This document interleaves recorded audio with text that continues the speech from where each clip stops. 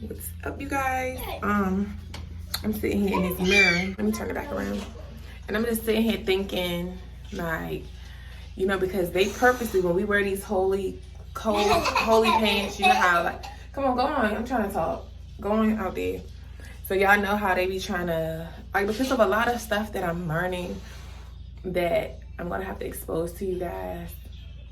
The real root, and that's what I say. And a lot of people do know this, but a lot of us as blacks, we don't know. We don't know, and it's like everything that's sent to destroy us. Like I said in my video the other day, they hate on blacks so bad, especially black women, because we take every lemon and make lemonade out of it. They think we're gonna sit there and deal with all the sourness, but we turn that sour, we add a little sugar to it, and we know how to make it refreshing, make it sweet, enjoy it. Even when we in it, even when we dealing with the sour times. But these jeans just made me think about, like, because everything I'm reading in the Bible and the history is all in the Bible, and just to see how they have tried to really weaken us, and how they, bless you baby, how they used to do with giving us, bless you, giving us these holy clothes. Look how we turn this and profit off of it. Like, we now wear jeans with holes as style, and they hate that. And this is why they'll say, oh, you can't wear holy pants. And you know how a lot of the dress etiquette that for like some restaurants or jobs, the etiquette is based on trying to limit us, because they know what black people wear and what we'll do. They try to limit us for it, but not knowing that they the ones who got us into these fashions, because y'all forced us to wear the holier clothes, the messed up shoes, the slave shoes like Yeezy, like Kanye did. Like, that's why I say with Kanye, people, he might, you know, no one's perfect. He might not say all the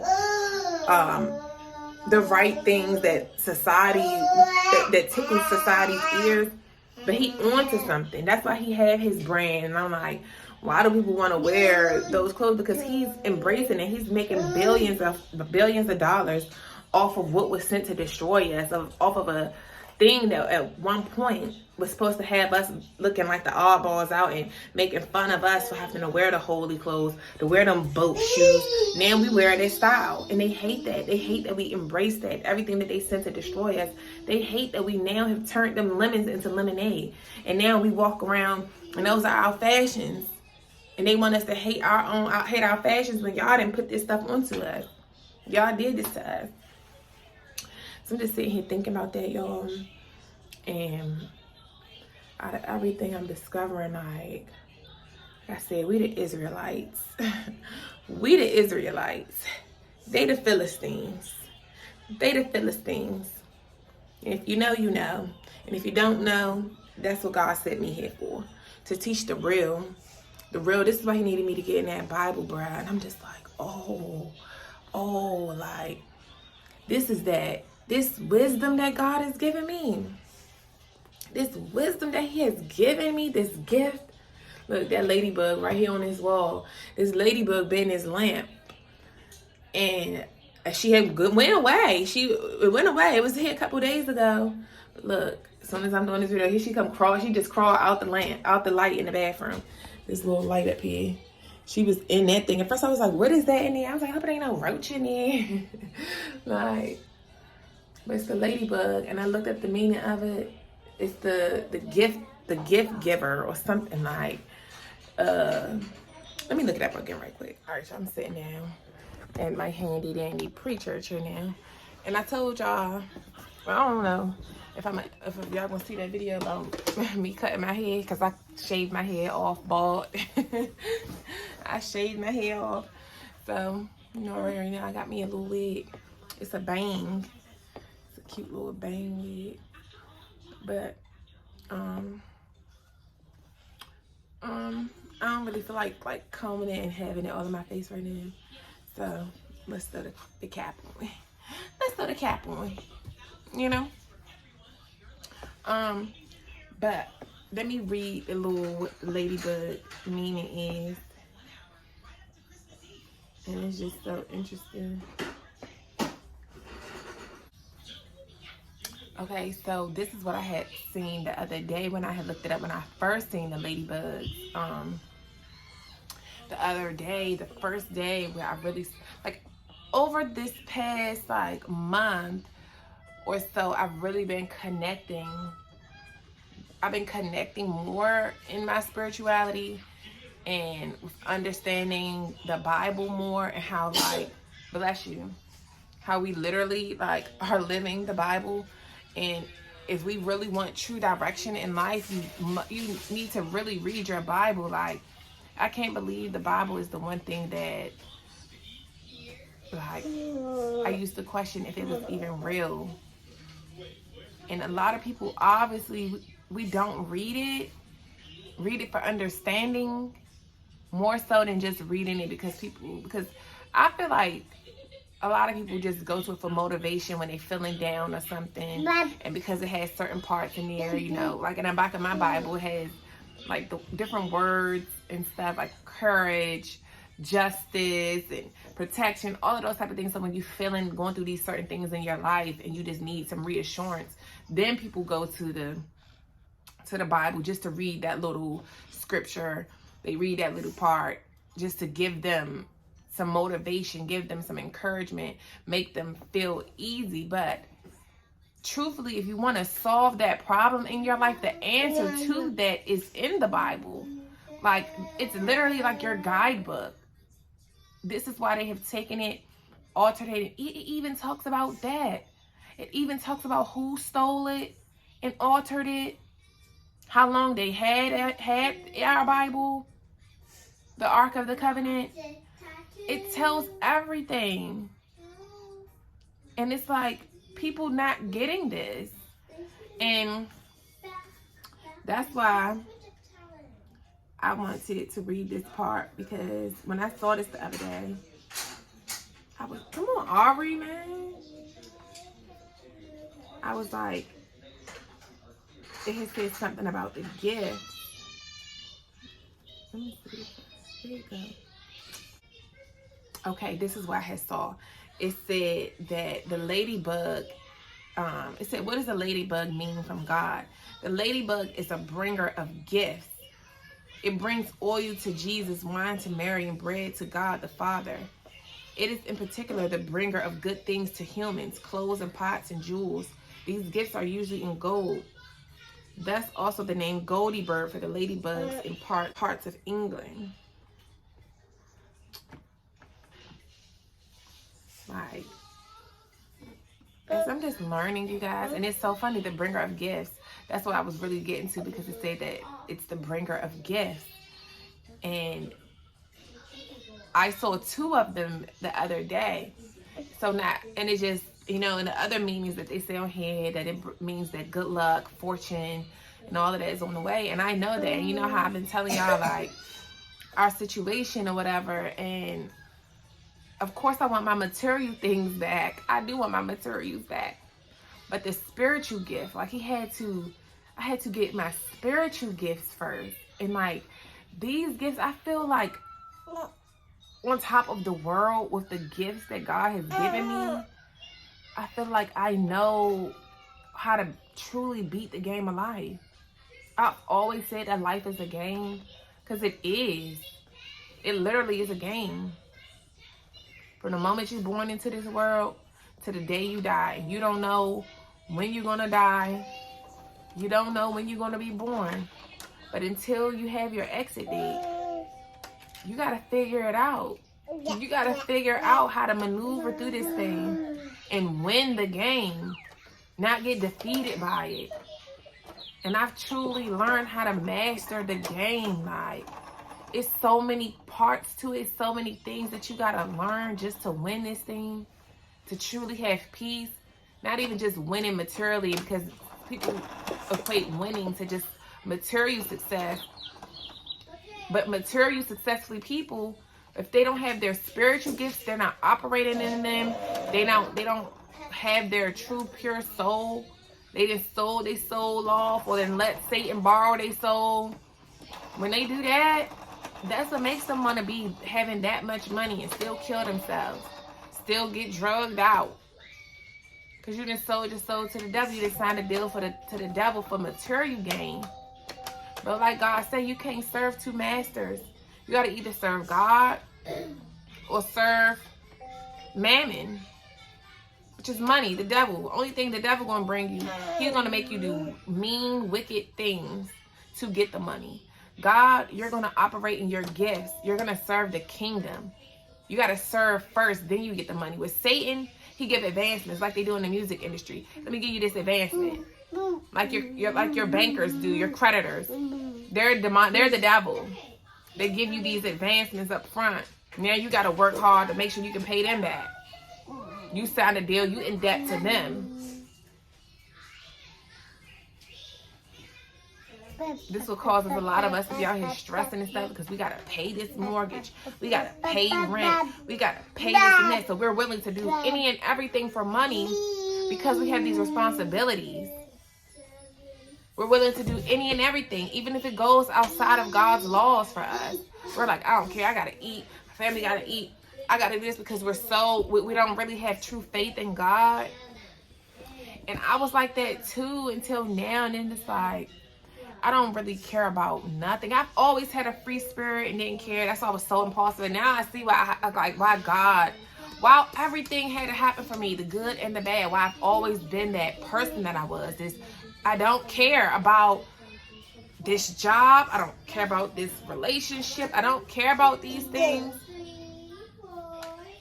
Because ultimately, all I needed was God the whole time.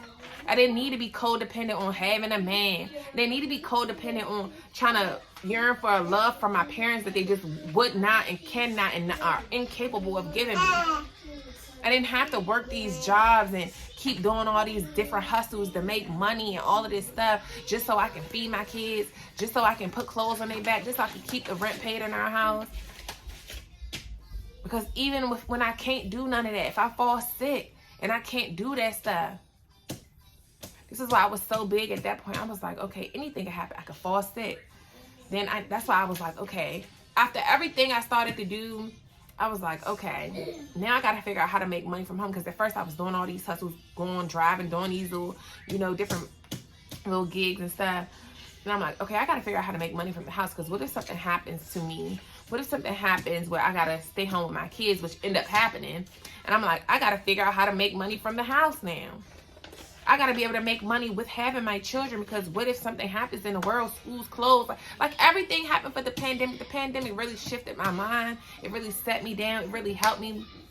And before the pandemic happened, I was already in that state. 2019 is when I had my surgery on my, because this ear used to make noise, like I could hear my heart beating like through my ear.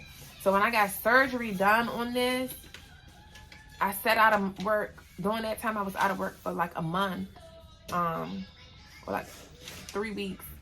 But I convinced them to let me stay out a little bit, like a whole month. So while I was out of work during that time, that's when I first started like selling on Poshmark. I just started doing other things to learn how to make money. I stepped outside of my comfort zone. I used to watch so many videos on YouTube to try to figure out how can I make some other money. Then I would see people in there, like, they was selling on Poshmark. They was making more than what I was making, or making the same that I was making by working my job. And they making that stuff and being able to be at home. And I was just like, wow, she able to just do that. She ain't got to clock in, clock out. I used to be crying because I hated doing that job sometimes. And even when I would, like, work all my overtime, yes, I was happy that I made my money and I was able to stack up my money and stuff. But ultimately, I had to do so much labor. I had to give up so much of my summer just to make that kind of money. Like, I had to tell my daughter to go out there because mommy's on the phone with these people. Just work. I just hated my job. I hated it. I hated having to exchange my time for money. I value my time more than money. Like, I truly value time. And that's why I hate when people waste my time, when people are very inconveniencing to me. I don't like that, because my time, that's the one thing you can never get back. You can never get your time back. You can get all that money back. I done fumbled money, gained it all back plus some. Lost it, gained it back plus some. That's why I didn't even really care at first about selling. When I moved here, I didn't care about selling all my stuff, getting rid of all my stuff, leaving all my stuff behind, because I'm like, I know I know what God had told me. I know what God had promised me. All the things that I was praying to him for, that I was asking for, I knew he's going to grant me with them. I knew I was going to get it back. Just like Job, he lost everything. In the book of Job, Job lost everything. He went through his wilderness, and God blessed him double. So I was like, okay. And during this season of me losing everything, look what I gained, though, the spiritual insight. My pineal gland is officially open. I see the world. I see the world for what it is. And that's why I see it's a bunch of fakeness in this crap. It's a bunch of wickedness. It's a bunch. It's sad. But at that time, I was just like, I gotta make money. I just cared about money so much. I cared about money, like, because I always had to have money to take care of myself. Like, I didn't have just a mom I can call on and be like, oh, give me, mommy, I need this. Like, and that's why it's so funny for her to act like, oh, you know, if you needed this, you could have called me. Man, I never felt comfortable just calling you, asking you for nothing. Like, but anyway, I always was going to get it by any means. Like, I'm not relying on nobody. I'm not going to let nobody be able to feed or starve me. I'm not going to let nobody be able to do that. Or even because you are doing it, now you feel like you can control me because you helped me out. You're going to waver that over my head. Nah, not doing it. Not doing it. But like I was saying, you can't serve two masters. Like, and that's what made me think, like, when I was going through that season where I was not working the job. I mean, when I stopped working that regular job, I was doing my hustles. I'm like, oh, I gotta figure out how to make this money from home, because what if I get sick or something? Like how I got so sick in COVID, during COVID, when this was before it was known to the world. This was back in January 2020, when I got so sick. Stop, Ari. I got so sick, and I'm like, damn, what if I felt like that, like, and I'm out here gotta do all these hustles to make my money like that. And even when I was sick like that, I was out of work for a week. Good thing I had, like, you know, my little PTO, but PTO runs out, especially mine, because I used to use it all the time. And I just don't want to have those restrictions. And even if you do put in a leave, depending on what type of leave, you might not get paid for the whole time you out, depending on the illness that come upon you. You just never know what's going to happen. So it's like, I always had that mind of trying to think ahead and prepare for the worst. My mind, I always just try to prepare for the worst. Like, I hope for the best, but I still prepare for the worst, just because I know how life is. I know how life is. You know. And during that time, during this whole time, like, I've truly been able to gain my spiritual gifts. This is Ari, please stop. And God has, it's like I said, the ladybug is the bringer of gifts. And God, it's like him symbolizing, because I told you I'm really big on spirit animals, bugs, all that now. I look up the spiritual meaning of it, because it's a spirit. Nothing that's moving doesn't have a spirit in it. Everything has a spirit. It ain't going to move if it doesn't have a spirit in it. It's not going to move.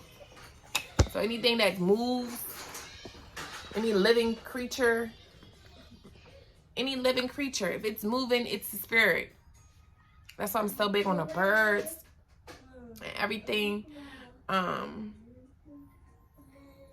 And because of that, reading this was like, wow, the other day when I started reading Samuel, and I started putting two and two together, I'm like, God, you really blessed me with these gifts like this, these spiritual gifts. And I seen 2 ladybugs in here. So that means double gifts. Your spiritual gifts, plus I'm gonna go ahead and give you your material gifts. You know what I'm saying? Like, you earned it. But even just like with the numbers, like, everything has meaning. And the number 77, I was just sitting here reading that, and it said your angels are proud of you. Like, that's what, like, reading the meaning of what's the number 77 mean. That's what I'm saying. When you see repetition and stuff, and being in this spiritual place, and I'm just like, y'all proud of me for real. Like, it made me feel good to know that God proud of me because I was obedient. I listened. I left when he told me to left. I stayed even when I wanted to go back. When I wanted to go back to Maryland. When I wanted to go back to what was comfortable. When I wanted, because of the way that everything was seeming in the 3D, I'm like, who wants to deal with this? But I stayed down. I stayed 10 toes down with my Father, and he's proud of me. Every day I'm working on my gifts. I'm trying to increase my spiritual gifts so that I can truly teach the spiritual way. Like, I really want to teach the people the real. I always wanted to be a teacher. I used to play school by myself, but I really want to be a teacher. I love to teach. I do. Like, I love to teach. That's why I'm glad I have kids. I teach my kids. Like, I love to teach. And God is blessing me with all my spiritual gifts. But I'm a certain type of teacher. I'm a spiritual teacher. And I'm here to teach the real history of us. It's so funny because I'm like, I have a thing for our community. I have a thing against, I mean, not against, I have a thing for waking up our community because we're lost as a Black community. And it's I'm not going to say it's not due to faults of our own, because it is, because at some point in time, you can't keep blaming the people who oppressed you. Just like after a certain point in time, you can't keep blaming your parents for why you're not where you are, where you want to be. You can't keep blaming them because you have the ability every day to get up and make a change in your life. You have that ability. It's up to you if you choose to do so or not, but you have that ability. You have the ability to do that. So it's up to you if you keep on letting the past keep you stuck there. You still stuck in the things that happened 20 years ago, 400 years ago. You letting that be the reason why you can't prosper now.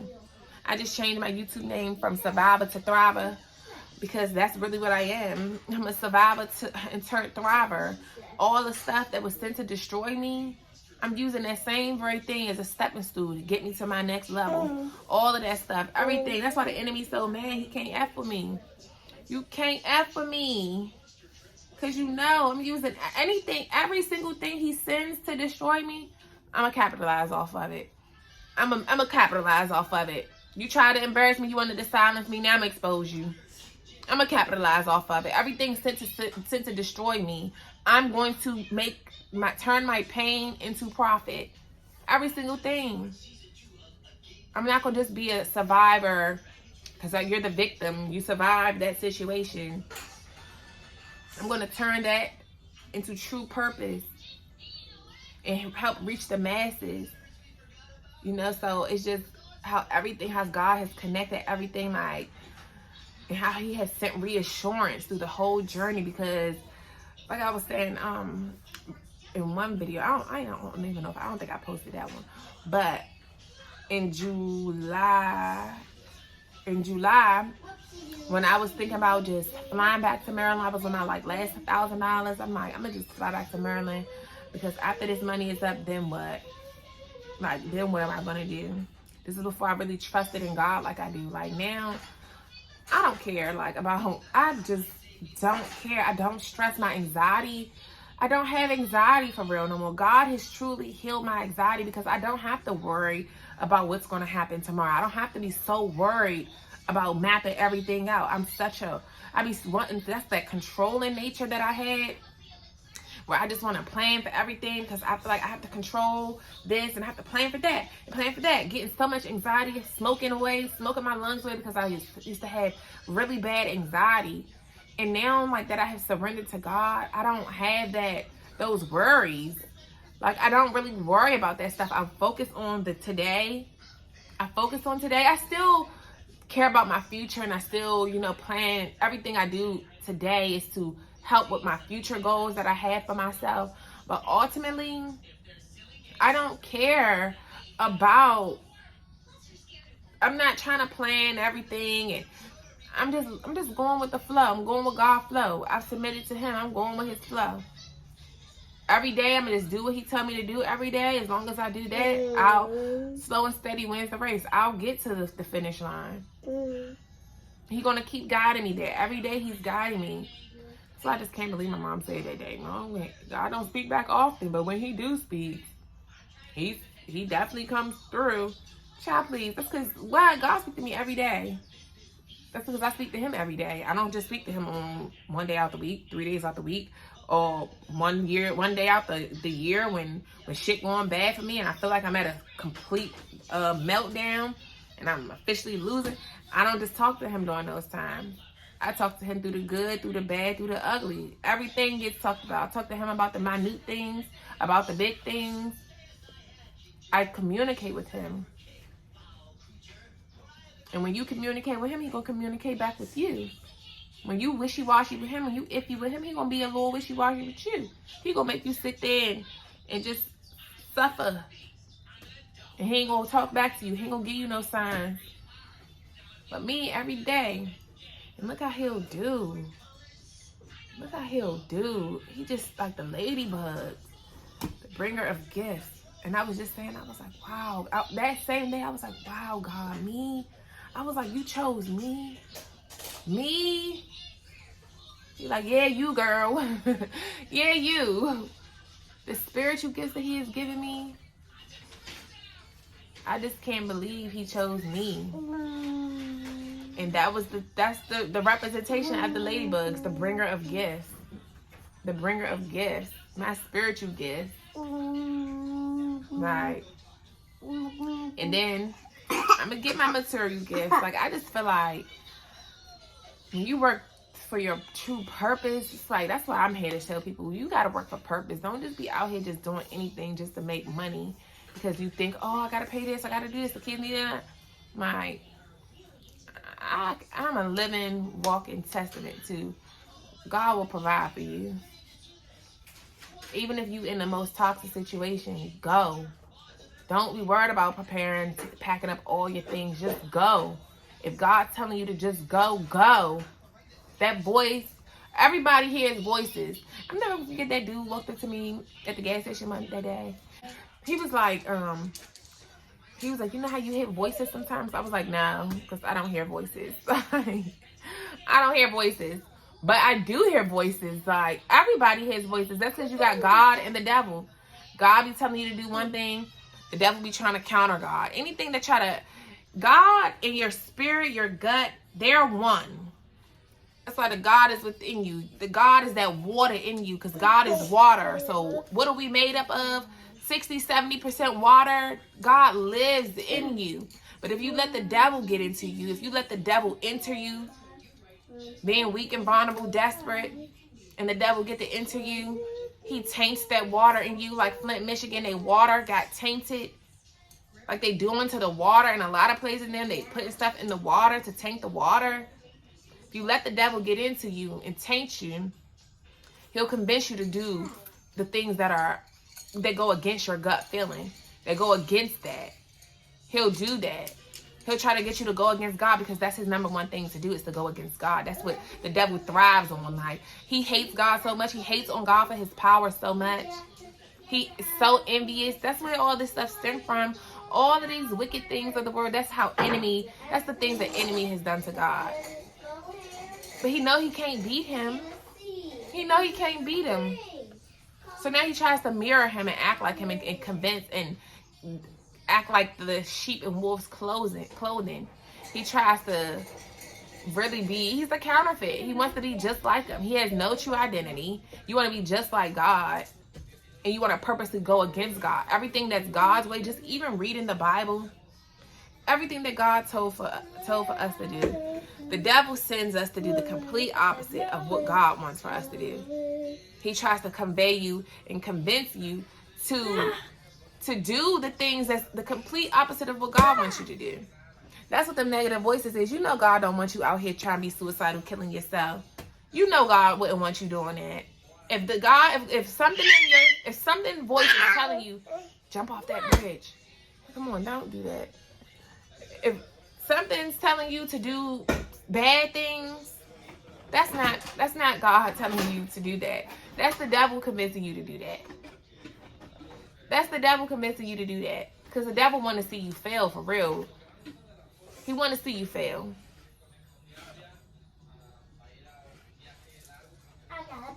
He wants you to do things that's going to eat your soul up, make you not be able to sleep good at night. This is why half of them people who do the wicked behavior that they do to kids, this is why they, look at their lives.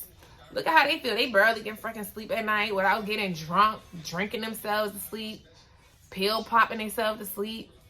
You gotta smoke just to be able to go to sleep. You shouldn't have to do none of those things to be able to rest easy. If it takes you all these things just for you to rest easy, then that means it's some other stuff going on. It should not take for all these different things to make you rest easy, to have your soul rest easy. That means you got too much, you're doing too much of the devil's act versus God.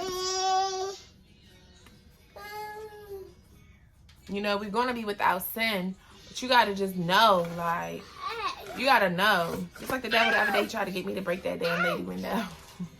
He tried to get me to fuck her up. No, I ain't have to do that. But one thing about it, stop.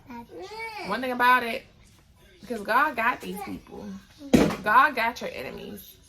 Look what God did to the Philistines when they stole. They stole the Israelites' Ark of Covenant, and look what he did. By them stealing it, he made all of them have hemorrhoids. He made all of them. He made mice mar the land. Like, he did, he got them back. He got them back on the Israelites' behalf. The Israelites lost the battle. They lost the battle. And then they actually killed Eli's 2 sons, and then stole the Ark of Covenant, and because of that, that made Eli die. Eli couldn't believe that. Even one of Eli's sons who died, I forgot what his name was. Even seeing how his wife was pregnant, and when she found out that her husband and her brother-in-law and her father-in-law all died, and she found out that the Ark of Covenant was stolen by the ops. When she found that out, that killed her too. That killed her too. That just shows the power of God. And even the ops, the Philistines, by them having in possession of something that wasn't theirs, they stole something that wasn't theirs. They stole the Ark of the Covenant. They stole God's gift to the Israelites. They stole that. They stole that. And by it being in their possession, it did the complete opposite. It was meant to only save the Israelites. That's the Israelites' armor. But for them having it in their possession, it destroyed their land. It destroyed their territory. It destroyed their cities. It destroyed their statue, Dagon. And even with that, I just got so much content to bring to you guys about this stuff. But I really just want to finish, like, doing all my homework before I really start pouring this stuff out to y'all. Because when I pour this out, it's going to make a lot of people mad. But I don't care. Y'all know how I say, don't get mad, get glad. But I'm done talking in this video because I wasn't even supposed to get on here and say all of this. I was talking about the hoes. But all of this stuff relate because them people who had us in them holy clothes, and then we didn't turn that into fashion. We didn't turn the slave shoes into fashion. We didn't turn it into that. Those same folks, they are the Philistines. They're the Philistines. And I can't wait for one of them to try to play with me now because they don't know what I know. I ain't got to try to beat you. All I got to do is tell them the real about themselves because they the true uncouth louts. They the true uncouth louts. Just like the Philistines were. The true uncouth louts. They try to call us these louts, these thugs. They're the true ones. We see what they did to the Capitol. We see what they did to the Capitol. We see how they carried on. Those the Philistines. Those the Philistines. We the Israelites, y'all. We the ones. We the chosen ones. We the ones. Like I said in my video I did the other day about the black sheep. We are the black sheep. The black people are the black sheep of the community, and it's for a reason. All the black sheep of the family, all the black sheep, we're the black sheep of the race. A lot of us have been the black sheep scapegoats of the families. We're God's chosen ones. But just like the Israelites, like I'm reading, like it's so funny how it all relates because this is what us black people do. We're lost. We're following other gods. A lot of us not even believing in the true God no more. A lot of us just doing this and doing that. We done derailed off our paths. We so busy trying to fit into this culture, fit in and be like the white folk. We trying to be like them. We want to be accepted by them. We stand out for a reason. We're the Israelites. We the ones. We started this thing. Now even understand how, like the abortion thing, how they saying save white life, how that thing was. It's because they are going to go extinct like they did. Like the Philistines went extinct one time before. Wait till I bring out all this tea. Wait till I bring out all this tea. Y'all gonna get your power back. You gotta get to God first. Because he gonna be the one to show you. He gonna be the one to show you your true gifts. Your true power. He gonna be the one. But until the next time, y'all, because I ain't gonna make this video this long. But we the ones. We need to know us. We need to gain our identity back. To get your identity, you must build your relationship with God. You need to start fasting and start praying every day, multiple times a day. Not even necessarily just pray, just talk. The same way you talk to your friends, your family. God is a real one. He don't care about all. You don't got to come as something that you're not. Like they used to say in some of them churches, come as you are. But then when you come as you are, they still judging you. God not going to do that. Come as you are. Y'all see how I am. I ain't sitting up here talking like I'm holier than thou. Oh, I need to go check my clothes. I ain't sitting up here talking like I'm holier than thou. I ain't sitting up here trying to be something I'm not. I'm doing me, and God accepted me. That's why I be like, you chose me. You love me, God. You proud of me. You proud of me. I'm just so happy I finally made someone proud. I finally made someone proud after all the hard work I've put in all these 29 years. I'm finally glad that someone is finally truly proud of me. But, all right, so I gotta go because I need to go down here and see my clothes ready. And then I need to make her some food because she been waiting on me to make the breakfast. So, this is...